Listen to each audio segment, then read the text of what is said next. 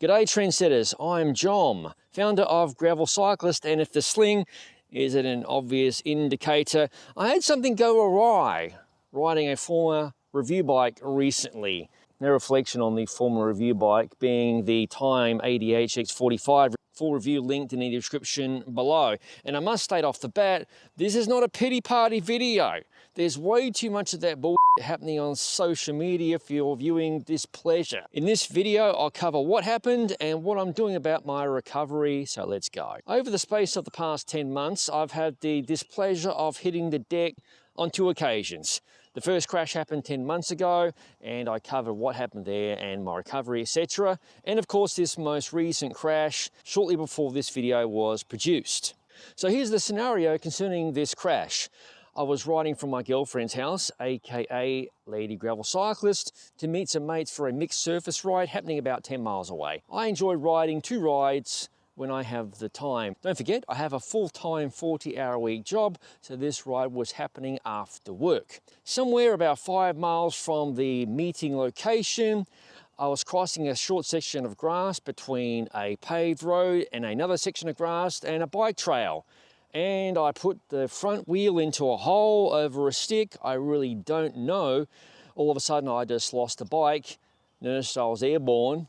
There was that paused moment thinking, oh, there's the sky.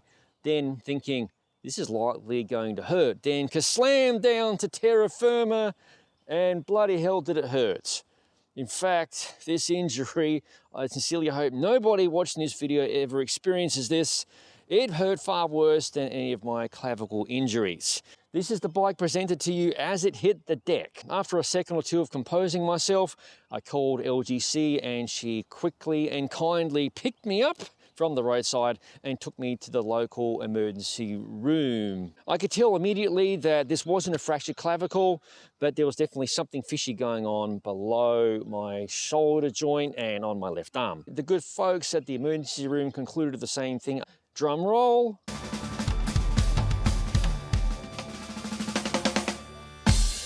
The x-rays revealed I had a proximal humerus fracture, which is less than humerus, basically a fracture below my shoulder joint. And I believe there's also a fracture happening up here as well. On the positive though, there's bugger all displacement, meaning not too much of a gap between the bones. Healing time for this injury can be anywhere from 6 weeks to 6 months. It all depends on the severity, if you require surgery, that sort of thing. Obviously, it's a very personal experience. Since my emergency room visit, I have visited the good folks at the University of Florida Orthopedic Center. They are boffins, experts at helping people to recover from injuries of this nature. And the good doctor there kindly informed me, John mate, no surgery is required. That was fantastic news. With that said, I'm not going to spoil the next visit I had to the same center, but let's just say that the healing of this injury is going really well. Now it's on to the part of the video where I discuss my recovery from this fracture. The first thing, at least in my case, you must get used to wearing a sling. So the first 3 weeks, I'll try and keep this arm immobilized as best as possible. You can, of course, take the arm out a couple of times a day to just move around a bit because it does get a bit uncomfortable, a bit stiff at times. The arm, that is. Pain medications. I was prescribed a 5 milligram dose of oxycodone, which I've used only for sleeping, just to take the edge off the pain and put myself into a lovely slumber. During the day, I have taken a couple of ibuprofen, but that's been about it. The side effect with oxycodone is constipation. It blocks you up. However, because my dosage is so small, let's just say that John's pipes have been running like absolute bloody clockwork. No wakamfaris, mate. Now, sleeping, very similar to having a broken clavicle, is going to be a challenge. In my experience, I prefer to sleep in a reclining chair. That helps immensely. Your experience may differ. The other negative here, I'm sleeping solo, so it's not exactly good for my partner.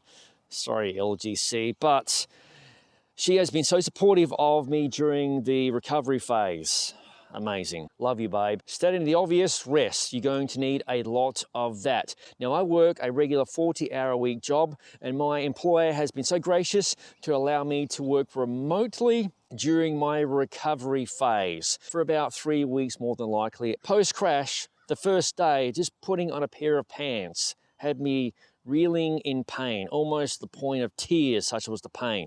I'm glad to say the levels of pain have markedly dropped since then. Concerning dress, you need to be as comfortable as possible. So I'm wearing relaxing shirts, shorts, taking things easy. I've taken a few walks where I've walked 2 miles a day, and I found that helps with my mental attitude, especially when you've got lovely sunshine happening outside. On to supplements. I'm taking the maximum recommended dosage of this particular form of calcium, which is optimized for bone healing. It might be placebo, but I'm all about placebo and feeling good and thinking that this is going to help with my recovery. I'm also eating a bunch of whole foods, plenty of fruit and vegetables, and avoiding foods with a ton of processing. With that said, I am enjoying some Fit Crunch bars, which are so delicious. They are low in sugar, not too high in carbohydrates, stacked with protein, and they just taste fantastic and help me with my mental fortitude during the recovery phase. Something else I'm using to help with my recovery is this now ancient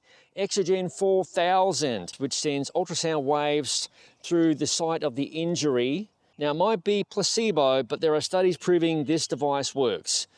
I am seeking to recover as fast as possible. To utilize the Exogen 4000, I simply fire it up for 20 minutes a day, apply a little gel to allow the connection to my skin, and it does its magic.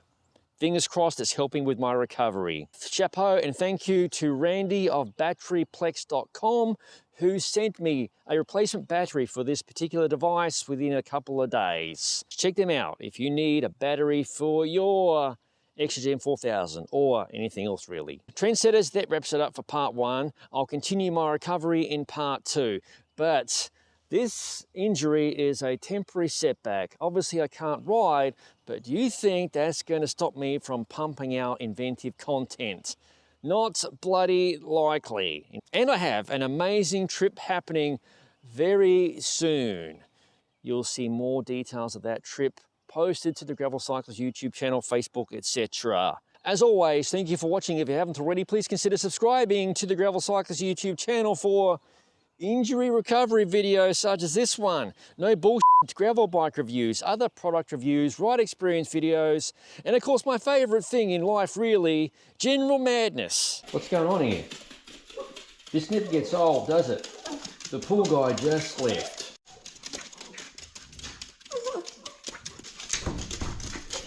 You want to kill him, don't you? Here we go.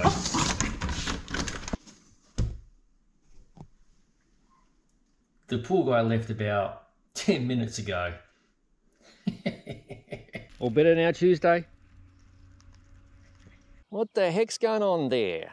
As all of it is released to the channel, I'll see you in the next video. By the way, folks, everything you see happening here, poolside, in the early morning, was done by yours truly. Hello, Tuesday.